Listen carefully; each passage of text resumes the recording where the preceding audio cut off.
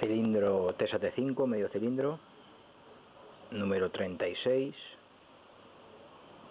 No viene puesto aquí TESA, pero vamos, de nuevo está claro que es un TSAT5.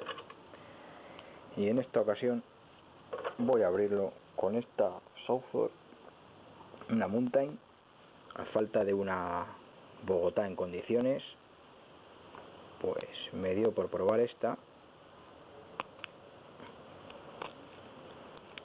y ha abierto.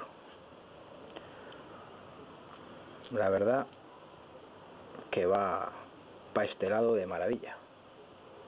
Entra justita, voy sintiendo cómo se van colocando, voy aflojando con el dedo.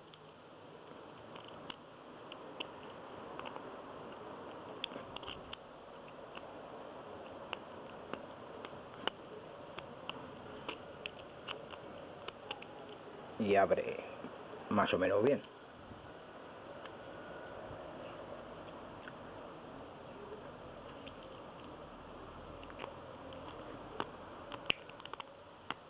Y para este lado también. Bueno, pues otra manera distinta de abrir un TSAT5. No tengo la llave, pero me imagino que no debe de ser una combinación con muchos pernos de diferentes tamaños.